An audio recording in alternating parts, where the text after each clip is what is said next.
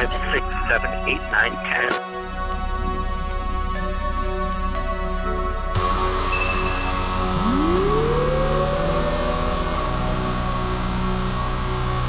You are inside the guest studio.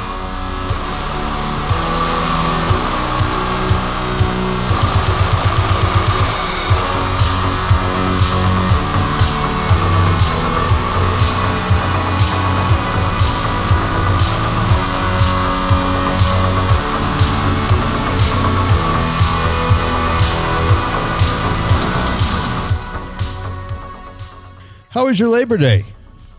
You can open, yeah, you opened up with a joke. You're going to keep doing jokes during this whole thing, aren't you? Every fucking text you sent me, every email you sent me, you know, there's a lot of jokes. Let me explain something to you about comedy, which I don't think you know, Cameron. I don't think you understand it. That a lot of jokes, need to be oral and not, you need to really see them and listen to them. You can't really text them. And some of the jokes you were sending me probably weren't even funny if you told them to me, let alone texting them to me. And I knew during this whole interview you were going to try to be funny. I'm going to let you be funny, and everybody can see what an idiot you are. But, what I appreciated that so much, you said, by the way, that joke sucked. I had a real evaluation by a real professional comedian. It meant a lot. Right, okay. Don't try to compliment me. That was the first time ever. All right. Yeah, okay.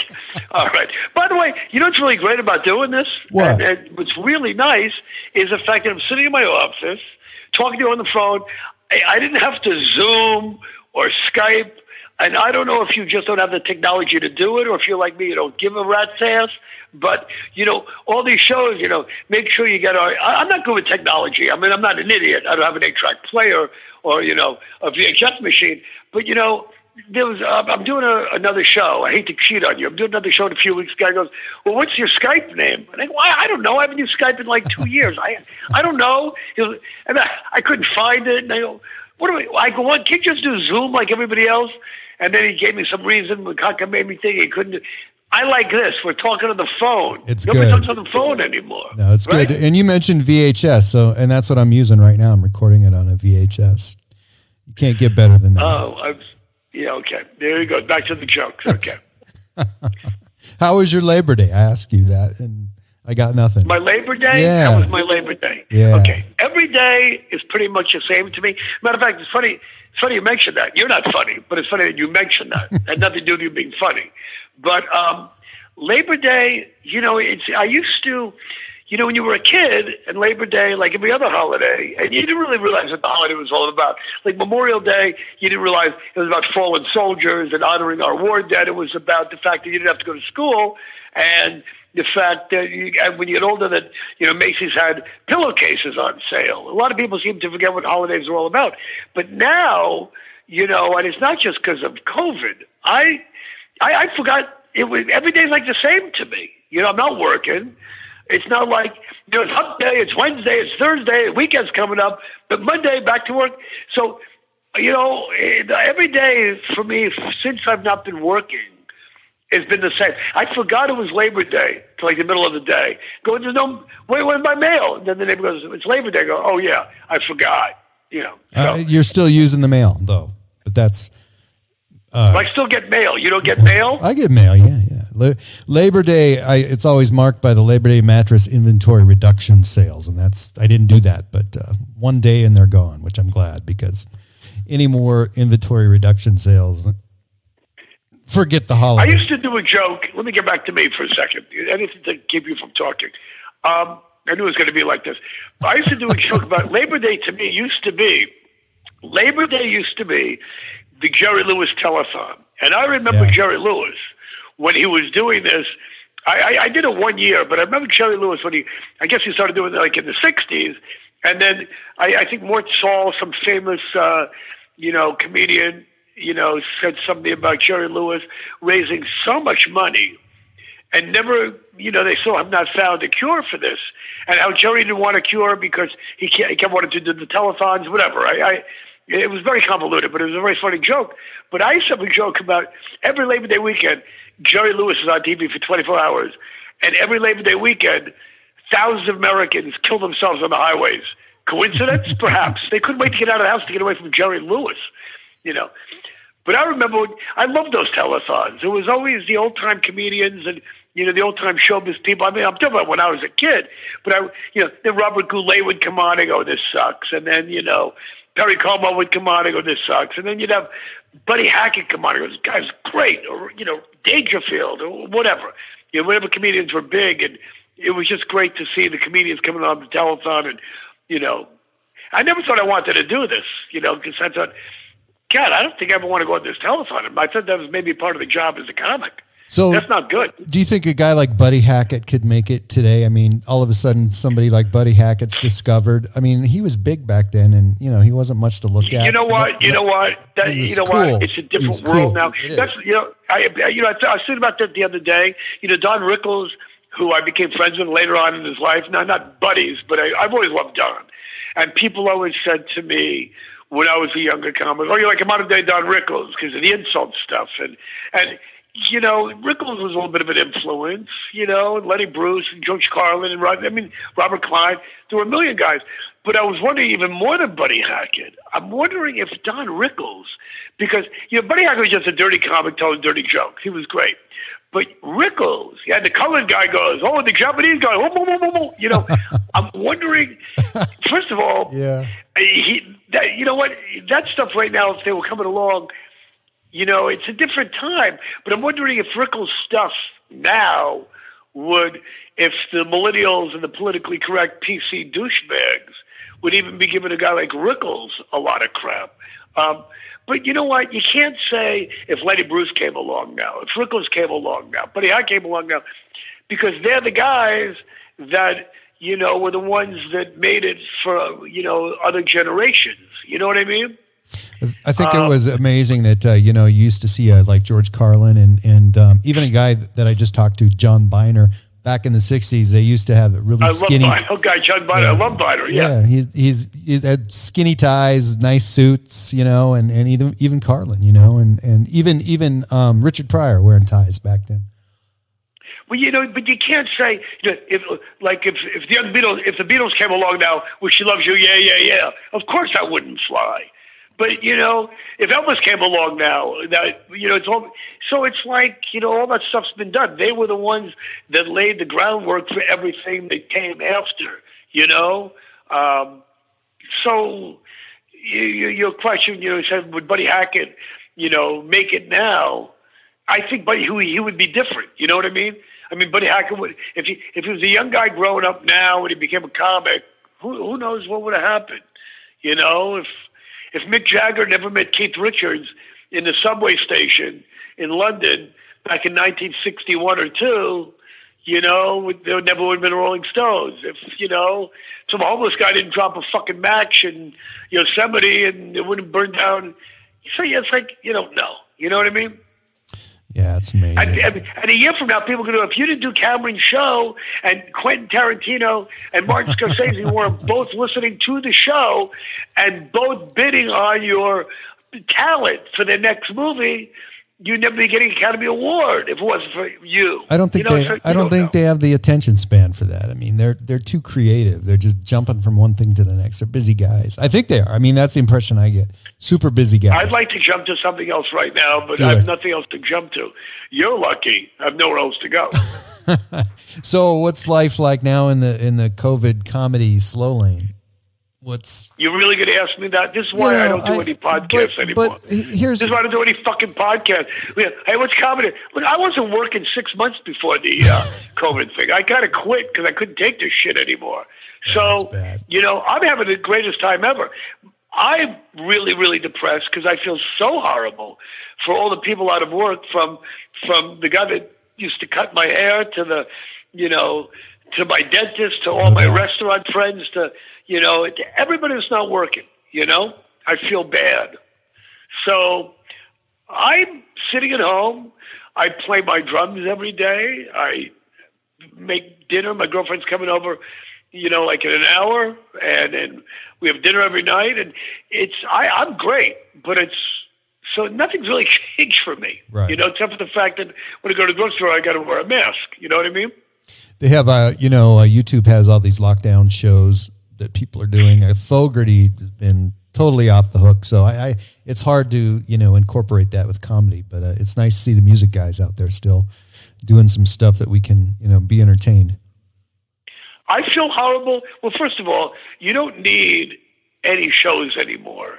If you have Netflix and Amazon Prime and HBO and Turner Movie Classics and a couple of books, you don't need any entertainment anymore. I feel bad for all these musicians and all these, not just comedy clubs, but all these music clubs that have been struggling for years because live entertainment is such a difficult thing now. And it has been for 3-4 years because of Netflix, because of nobody wants to drink and drive, nobody wants to go out with those idiot bachelorette parties, nobody wants to go out and deal with parking, nobody especially people my age, and all these clubs and all these musicians and comics and entertainers were having a tough enough time, and I feel so horrible for all these people that not just because I'm in showbiz, but all these people that they work their whole life to get on Broadway or off Broadway, or in a traveling Broadway show, and none of them are working.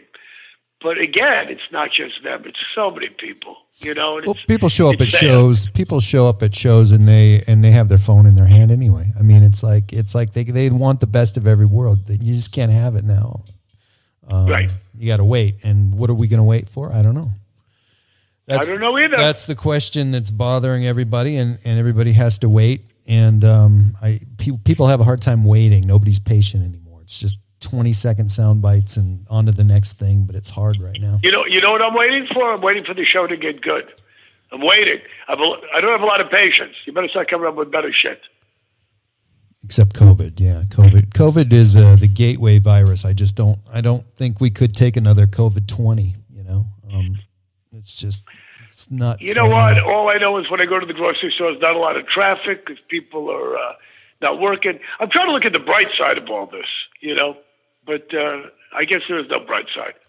Remember when we worried about viruses like herpes and, well, yeah.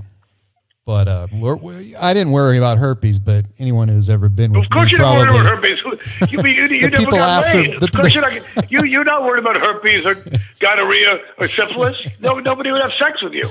What are you worried about? The people after... Guys like me, guys like pussy magnets like me, I was worried. No, they were worried after you. I'm an old Jew. I'm worried Cooties is going to come back. Cooties was the worst, So we were going back and forth texting. Ron Jeremy is still in jail. $6.6 million bail. He's facing 90 years. Right. That's okay. Unbelievable. I mean, what does the big house look like when you're probably the most known porn star in history? I mean, he probably gets more action. Why do we have to talk about Ron Jeremy? I don't know. It's in the news. It's in the news. He's not a bit news. Ron's a friend of mine. I've kidding? known Ron for a long time. Wow. So what's he like?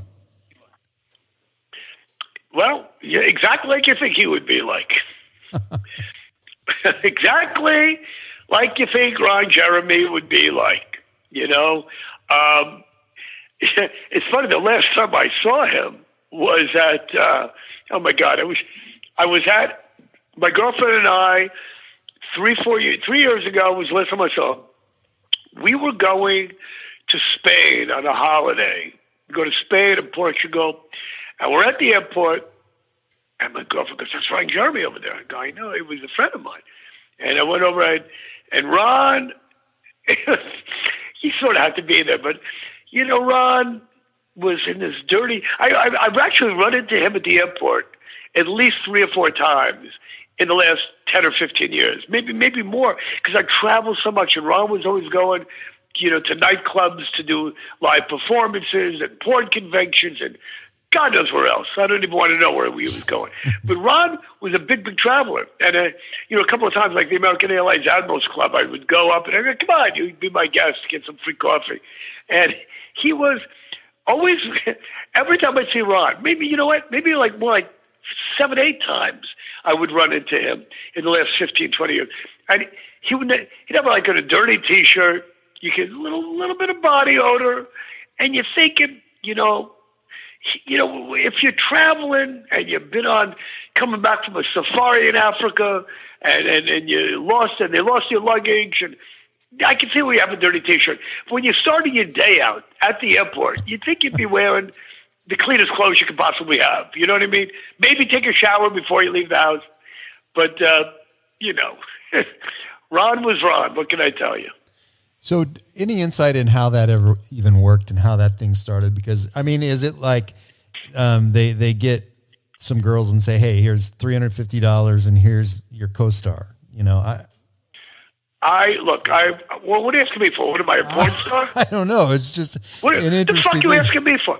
I know a lot of people in the adult film industry, but I know a lot of people in the, animation business. I know a lot of people in, a lot of athletes in the sports business. And, so you ask me, well, how do you get to major leagues? I don't know. Well, you have a lot of friends who are baseball players. I ask them.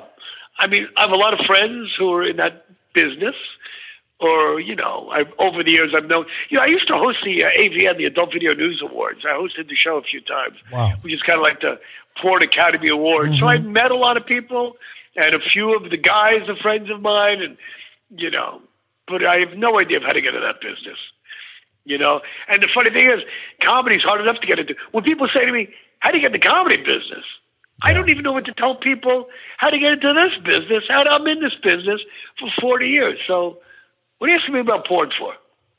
I was in a comedy club. You've had weeks to prepare for this, and you're coming up with the dumbest question. This could be the stupidest fucking question it's topical. anybody's ever asked me. It's probably the worst. You know that, right? Yeah, the worst mugshot I've ever seen in my life. But whose mugshot? Is Ron Jeremy, but he's an interesting guy. Wait, no, you got to remember something. No, you got to remember something.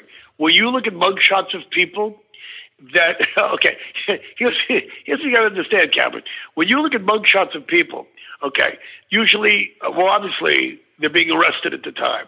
So either on some kind of drunken binge or on PCP, they've been up all night, the cops have busted into their house, they're not in the best behavior or in the best shape. So when you see all these mugshots, and you've seen them with Frank Sinatra, a lot of famous celebrities, they're getting arrested at a bad time. Ron Jeremy kind of looks like that all the time. I know. So when you say the worst mugshot ever, that's Ron's 8x10. Ron could have just given them his 8x10, and they go, "This is the same as your mugshot." Wouldn't have made any difference. And I was going to say that because I Googled Ron Jeremy pics, and every one of them is the same. So yeah. Yeah, exactly.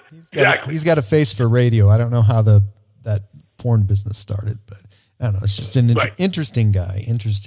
He's got a face for radio. Is that another joke you try to sneak in there? That's an old radio thing. I don't know. I've heard. I used to be in radio. You try to sneak in a stupid joke. Don't try to sneak in stupid jokes on me. It didn't suck, but it was stupid. I've moved up the ladder a little bit. Did I see a picture of you? Do you know Little Steven?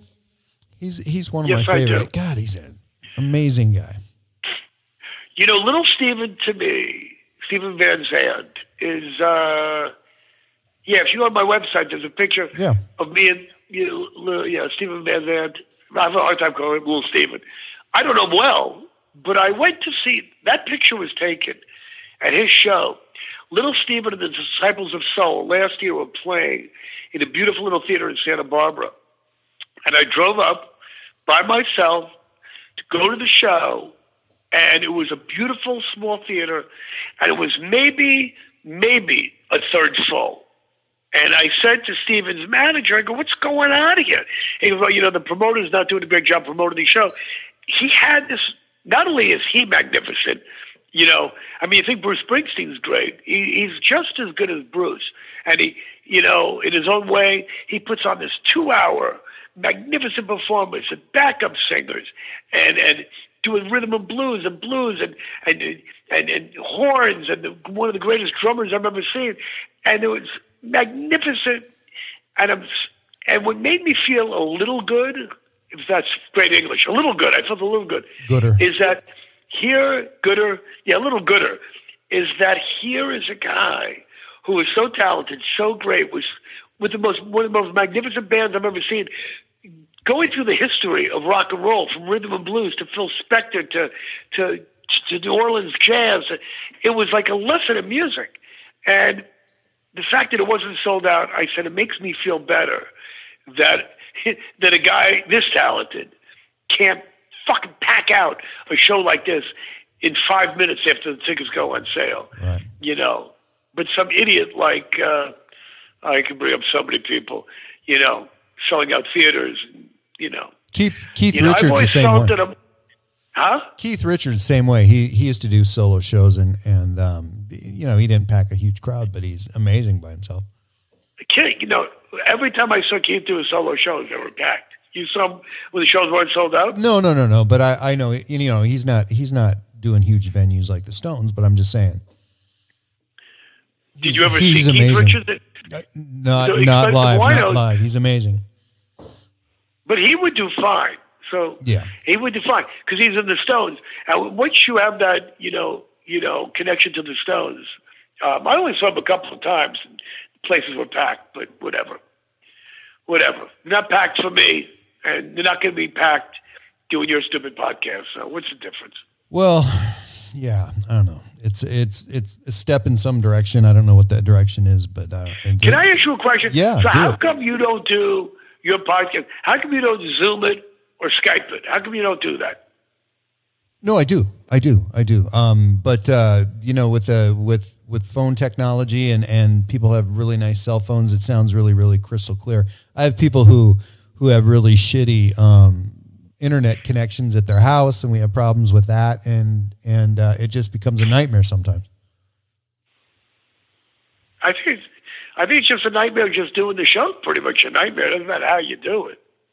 Well, it's good, you know, as long as people answer the phone and we got something to talk about. But Skype and Zoom, I don't know. Skype's okay, Zoom's okay, but makes me kind of feel like, you know, you're at the office or something. Phone calls to me is simpler, and I can just patch it through to this board and it works beautifully. It's a good little system. So people can listen to us talking about absolutely nothing a lot clearer. Exactly. And Okay. they don't expect anything from us, so we can talk about anything we want to. Of course, they don't expect anything from you. Who's expect? If anybody listens to this I have a show, big- I have a big why would anybody following. expect anything from you? I got a big following. You know, I have two. This is just one of two podcasts. My other podcast is a little different, but What's your other podcast? I have another podcast. It's I interview kind of people on the fringe. It's called My Alien Life, and I have people who have been abducted, who are Bigfoot hunters, who design equipment to find ghosts. I got a guy tomorrow night. People, wait, whoa, back up. You talk to people who've been abducted by UFOs? Oh yeah, lots of them. I probably have. And they really have been abducted, really? I probably have 40 shows that I've done with people that have been abducted by UFOs, aliens. And what did what did the UFO like this? What did the UFOs do with these people? That's what I want to know. There's a myriad of things and stories. I mean, you know, everything from what you've heard. You know, who Whitley Strieber is, the author who wrote Wolfen, and he did. Yeah. So you know, there's several movies that. Wait, was he abducted? Yeah, he inspired by his books, and so I have a show with him, and he swears that his demise of his career, which kind of went downhill after Contact, his huge book and movie, he thinks that his demise was caused by the reality of the fact that he admitted that he was anally probed by aliens, and then his career was done. But he still writes books and just came out with a new. Okay, well, let me ask you something. Yes, sir. This is what we should be talking about. Okay. Now that we're talking about anal probing. What's that? Now that we're talking about anal probing, I've got your interest. Go for it. Now you definitely have my interest now. Okay, first of all, I have always believed in UFOs. Really? There's no way there's not life on another. Okay, and even if 1 out of 1,000 cases is real, you know, whether it's an Air Force pilot or a NASA scientist, whatever. Okay, so it's like ghosts. 99% of these ghost sightings I think are bullshit. But if 1 or 2 out of 100 are real, then there's really ghosts and really okay. So why would people? Well, here's my big question that I don't understand, and you're the expert talking to these idiots. Okay, so you get these aliens from a different galaxy, a different world, a different dimension, a different planet, a different solar system, with technology beyond anything we can comprehend. These creatures are so the Outer Limits, the Twilight Zone, Star Trek. They're brilliant. They come to Earth and they take these fucking idiots because some idiot has written a book or some schmuck that's voting for Trump, and they take you and they look up your ass. Okay, you hear this all the time. What are they looking for? Are they? If they were gay, they would fuck you in the ass. Obviously, they're not gay. And if they were gay, there'd be plenty of gay aliens. They don't have to come to Earth to look for homosexuals. And the people having sex with, they're not even gay. You think they would get Siegfried and Roy? You think they would get Richard Simmons? You think they would get, Harvey Firestein? You think they would get some big homo and go up his ass so both of them could have a good time? They're not going up with some fucking guy that wrote some stupid book, about, how to explain that to me. I want you to explain that to me because you've talked to these morons. You bet. Why they look up their ass. So I think it's like a fortune cookie. What are they looking for? That's the fortune cookie theory is probably That's the best one I've ever heard. Yeah. Wolf, and he's an idiot. That's why it never worked out. He's a fucking lunatic. Tell me what they're looking for. The aliens are coming to Earth, and again, their technology is so amazing that they can't get anything by even looking at a human being's brain because people are so fucking stupid between Big Brother and they listen to Beyonce and they listen to hip hop and they eat yellow mustard instead of spicy mustard and people are just fucking stupid and they're gonna look up your ass. What are they looking for? What have you gotten from talking to these people on your alien show that the aliens are looking for? It's the Oreo. That's what I want to know. It's the Oreo cookie syndrome, where the juiciest spots are in the middle. But no, seriously, this is one of my thoughts that I've had, and I've told these guys that.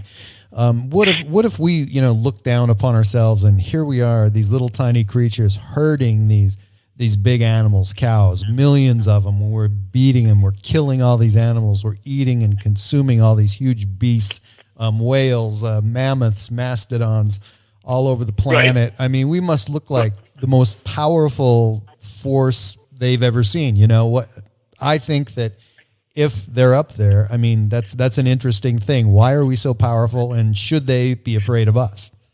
Maybe. Right. You didn't answer my fucking question. Okay. Yes. We eat cows and we eat ducks and we eat chicken. We don't look up their asses to see what they're up to. Okay? We go, this might taste good. And then we take their feathers off and we cook and we eat them.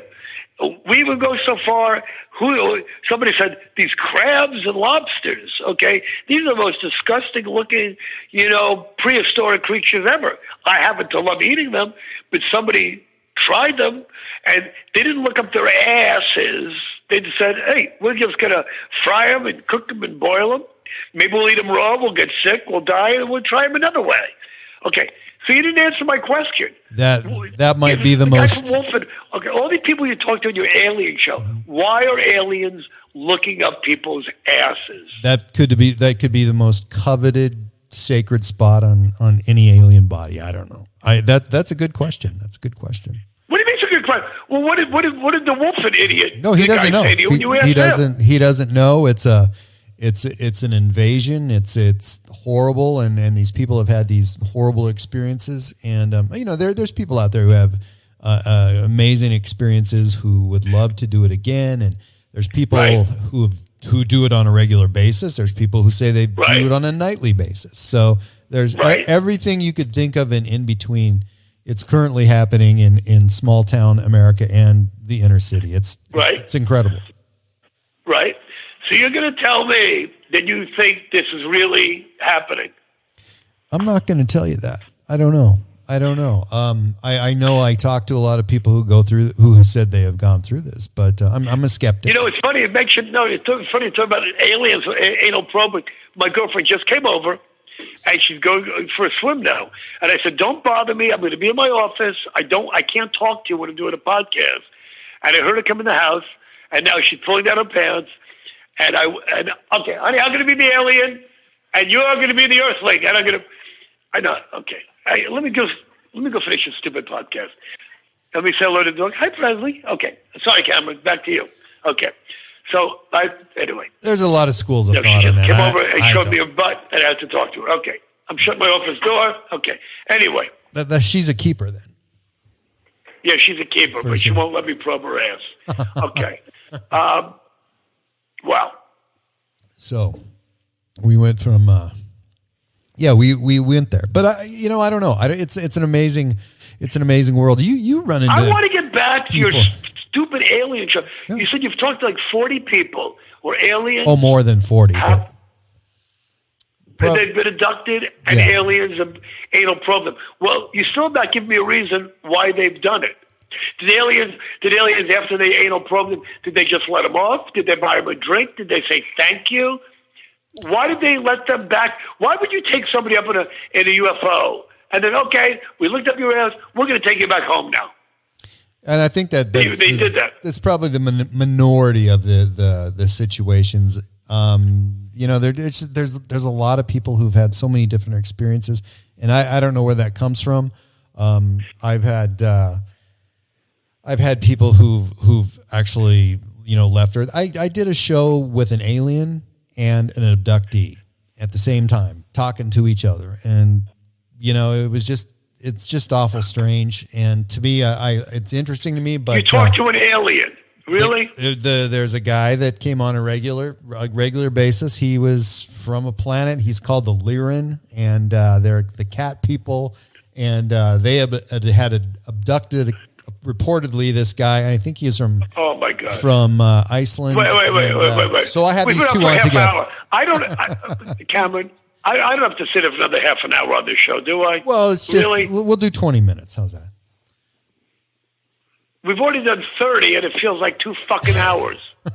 It's just getting interesting, though. But oh my God! But I don't know. I mean, you meet people that you would probably think were alien, but all the people that you've met since you started doing comedy. I mean, there's a lot of different people out there, and it's this diverse planet that's just incredibly unusual. It's just amazing that there's so many different people that come from so many different places and have so many ideas of what life is really like, and they have their own reality. So, it's I can't blame them. Really? Are you still there? I'm here. You're just making me think about that whole. Yeah, I don't know. I don't have an explanation about the anal probe, but and there's people who've had it worse, and there's some deeply disturbed people, and it's an interesting. I think you are deeply disturbed. I think you're out of your fucking mind. It's a good show. You talk to an alien. Oh my God, really? Yeah, absolutely. And I kind of. How come the government can't talk to these people, find them, and you on your stupid podcast have found these people? Well, and that's another thing. The government, these people say that they speak with the government on a regular basis, and the government's involved, and it's, I don't know. It's never thought I'd see some of the things that I've seen in the last 4 years, but in the last 10 years, I mean, things have gotten weirder and more bizarre, and the world's changed so much, too much. Yeah, too much. How much longer do we have to do? I'm getting tired. You're not going to keep me on here for another half an hour, I hope. Let's switch topics. What do you want to? One of the things I wanted to ask you about. It's better be good, or I'm hanging up. Go ahead. Well, I was watching some of your old footage, and I was watching YouTube, and on the Tonight Show, I thought at the time you were doing the Tonight Show, did you feel that you were doing some cutting edge comedy? Because to me, you were so much different than anybody else I'd ever seen. Loved you on Evening at the Improv. You did that like 5 or 6 times, but I mean, you were so different, and I thought I was different. You were That's because I'm from Mars. I was an invader from Mars. I mean, literally like the future of comedy. I felt like there was a big change happening there. No, I didn't feel that at all. Really? I just felt like Huh? Well, you didn't think you were different? I mean, I really did. I mean, even listening to you then on Pandora yesterday, I got to listen to you, and then there's Chris Rock, and then Sebastian Maniscalco, and then they threw in some Bill Engvall right on top of that, and it kind of, yeah. Yeah. Well, I always felt that. No, I always felt like I was just. No, I had a great set with Johnny Carson. It was great working with him, and but I didn't really feel like I did anything out of the norm. Nothing crazy. No, nothing crazy at all. I felt like I was just doing some great stand-up. And just looking at my girlfriend dancing around the pool naked with her dog. Sorry, I was getting distracted there. Yeah, I told her to come over at 7. She came over early to go swimming. And I'm talking to you about anal problem with aliens, and I'm getting horny.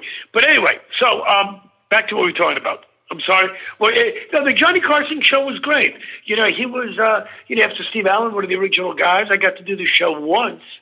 And then Johnny announced his retirement. It was one of the best shows I ever had. Johnny loved it. And then he quit. And he retired. Are you old? How old are you, by the way? I'll be 55 in November, man. So you remember Johnny Carson, don't absolutely, you? Yeah. He was amazing. People say that he retired, but I think he was abducted by aliens.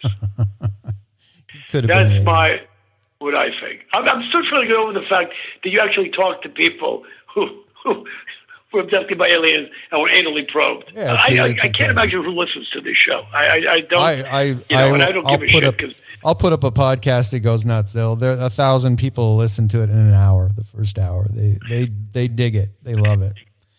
So because they think you're fucking insane. They think you're insane. Yeah, they love to hear the fringe. But so let me.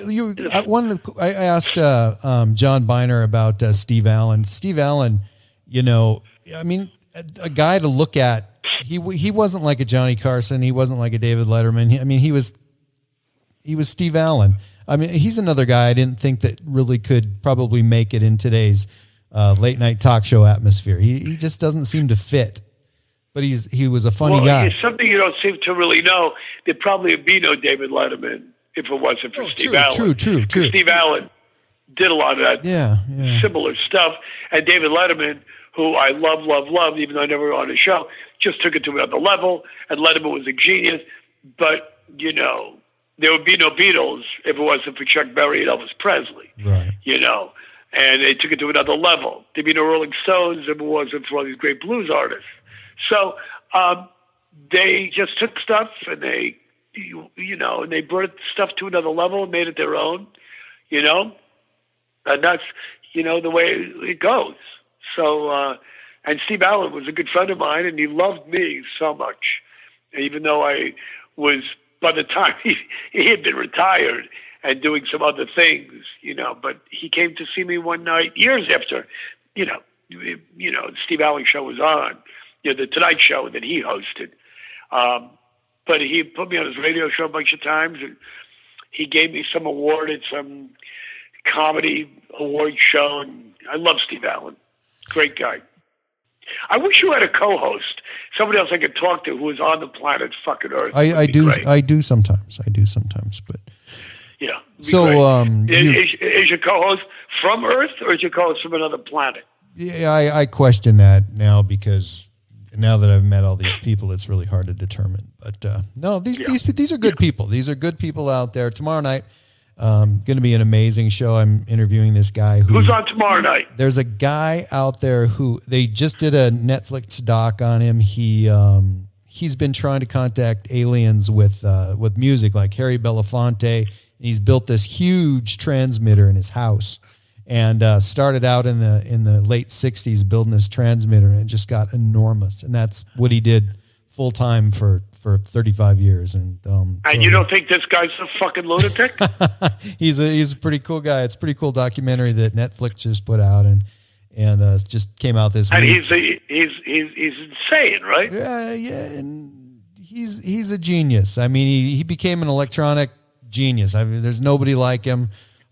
He's put all this junk together and made some incredible things. If he was a genius, he would have invented something like, a DVD players or the internet. He's busy building shit to try to talk to people from another world who don't exist because he watched too much sci-fi as a kid. Self-taught genius. He's like if he was a genius, he'd be like the professor from Back to the Future, where you take a fucking DeLorean and go back in time. That's a genius. Well, that's literally kind of what he's been doing, been up to that. So we'll find out tomorrow.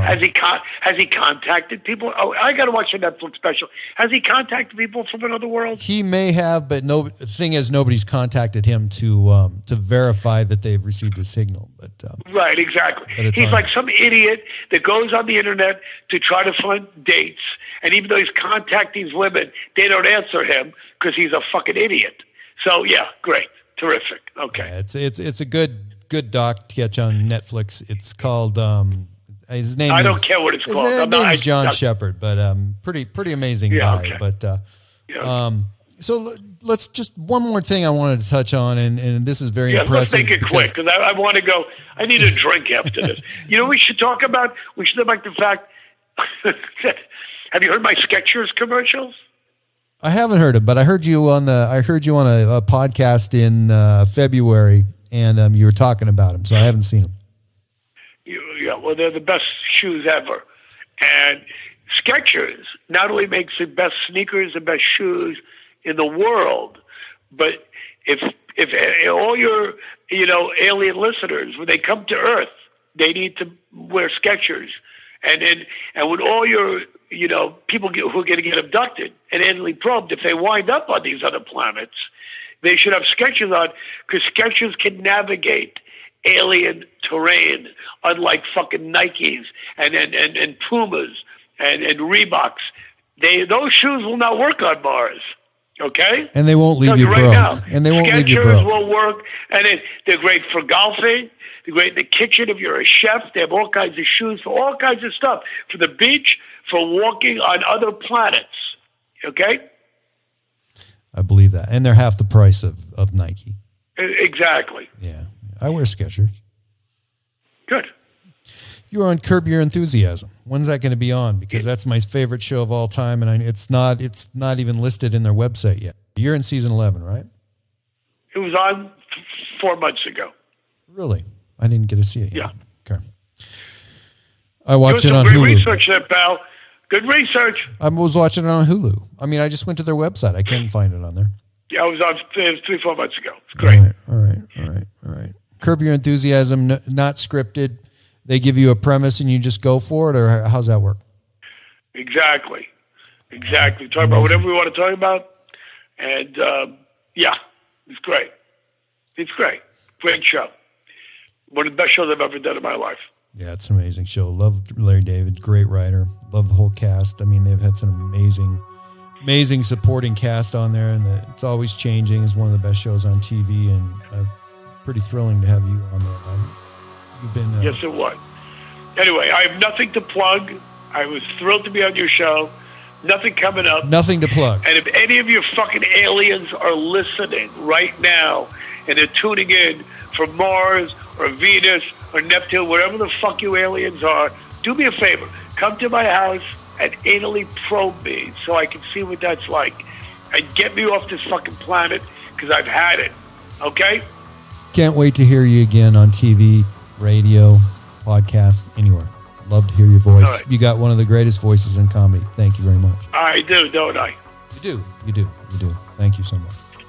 One of the sexiest voices ever, Kevin. Sexy, I don't know. Powerful, yes. My girlfriend's out there waiting. She's waiting in the pool for me with a bottle of rosé on ice. I got to go. Okay. Good night, sir.